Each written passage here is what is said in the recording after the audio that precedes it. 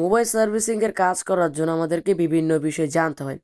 তার মধ্যে একটা বিষয় হচ্ছে আমাদের primary line, secondary line, series, parallel, BPH line, OBP IC, এদের সম্বন্ধে বা এই লাইনগুলোর সম্বন্ধে যারা ধারণা নেই বা জানেন না, আজকের এই ভিডিওটা ফুল কন্টিনিউ করুন। আজকে আমি আপনাদের একের পানির মতো বুঝিয়ে দেব এই লাইনগুলোর সম্বন্ধে।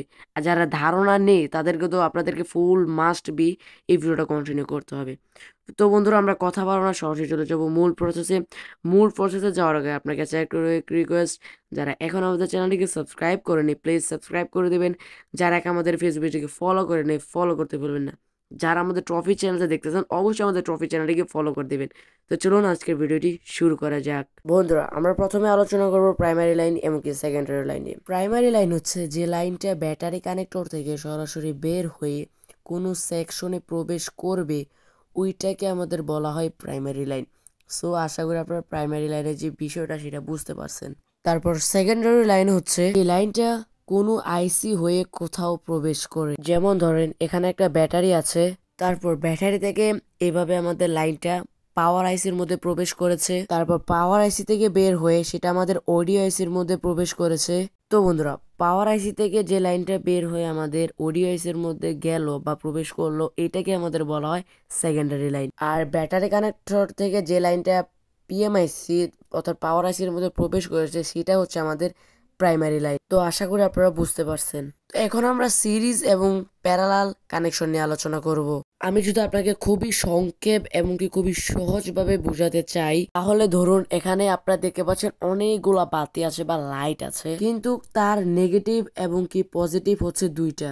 এর মাঝে যদি একটা লাইট যদি কেটে যায়, পুরো লাইনটা কিন্তু আমাদের মিসিং থাকবে। তো এটাই হচ্ছে আমাদের সিরিজ লাইন। তো আশা করি আপনারা সিরিজ লাইনের যে ব্যাপারটা সেটা বুঝতে পারছেন। আর প্যারালাল হচ্ছে যে যার পজিটিভ লাইনগুলো একসাথে থাকবে, নেগেটিভ যে লাইনগুলো সেগুলো একসাথে থাকবে। যেমন এই ছবির মধ্যে আপনারা নেগেটিভ পজিটিভ লাইনগুলো দেখতে পাচ্ছেন। প্যারালাল কানেকশনের এই লাইটগুলো কিন্তু ব্যবহার করা হয়েছে। তো আশা করি আপনারা ব্যাপারটা বুঝতে পারছেন। তো এখন আমরা মোবাইলের খুবই গুরুত্বপূর্ণ মোস্ট ইম্পর্টেন্ট একটা লাইনের নিয়ে এখন আমরা আলোচনা করব। তো এখন আমি আপনাদেরকে রিকোয়েস্ট করব একটা মিনিটও যে আপনারা এখন ভিডিওটা স্কিপ না করেন।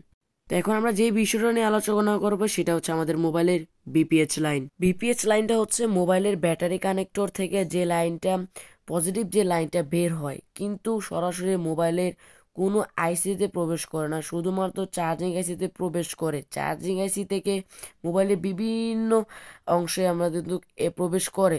তো চার্জিং আইসি থেকে যে লাইনটা বের হয় তাকেই বলা হয় বিপিএইচ লাইন। বন্ধুরা, বর্তমানে যে ব্র্যান্ডের যে ফোনগুলো রয়েছে, চার্জিং আইসির পাশে একটা বড় কয়েল আপনারা দেখতে পারবেন, ওই কয়েলটাই হচ্ছে বিপিএস লাইনের কয়েল। বন্ধুরা, এখন আমরা ওবিপি আইসি নিয়ে আলোচনা করব। ওবিপি আইসির ফুল মিনিং হচ্ছে ওভার ভোল্টেজ প্রোটেকশন। ব্র্যান্ডের যে ফোনগুলা সেই ফোনগুলার মধ্যে কিন্তু এই আইসিটা থেকে থাকে। আমরা যখন আমাদের ফোনটাকে চার্জে লাগাই, সেই চার্জে লাগানোর সময় কিন্তু আমাদের এই যে চার্জার হয় সেটা কিন্তু আমাদের কারেন্টের সাথে সংযোগ থাকে।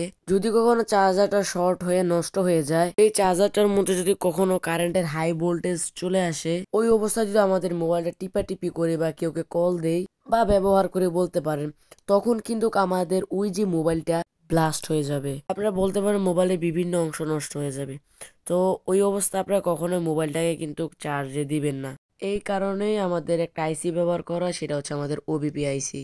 এখন ধরেন নষ্ট একটা চার্জার দিয়ে আমরা আবার আমাদের একটা নতুন ব্র্যান্ডের স্মার্টফোন চার্জে দিলাম, ওই চার্জারটা যদি আমরা চার্জ দিই, শুধুমাত্র আমাদের মোবাইলে যে ওবিপি যে আইসিটা সেটাই শর্ট হয়ে যাবে এবং কি চার্জারের লাইনটা সেটা ডিসকানেক্ট করে দিবে। তখন শুধু আমাদের ওবিপি আইসিটা নষ্ট হয়ে যাবে। তো সেটা সমাধান হচ্ছে আমরা যদি ওবিপি আইসিটাকে আবার চেঞ্জ করে দিই, জাস্ট আমাদের মোবাইলটা আবার নতুন একটা ওবিপি আইসি পেয়ে যাবে এবং আমার মোবাইলটা আবার চলা শুরু করে দিবে। তো বন্ধুরা, আশা করি আপনারা এই বিষয়টা বুঝতে পারছেন। এমনকি আমি এখন থেকে প্রথম থেকে শেষ পর্যন্ত যেভাবে বুঝিয়েছি, আপনারা আশা করি ব্রেনের মধ্যে ভালোভাবে সেট হয়েছে। যারা সেট হয় না তারা ভিডিওটা আরো কয়েকবার দেখতে পারেন। তো এই ছিল আজকের ভিডিওটা আপনার কাছে কেমন লাগছে কমেন্ট করে জানিয়ে দেবেন। পরবর্তী ভিডিও আপনার জন্য কি নিয়ে আসবো সেটা কমেন্ট বক্সে জানিয়ে দেবেন। দেখা হচ্ছে নেক্সট এবং ভিডিওতে। আল্লাহ হাফেজ।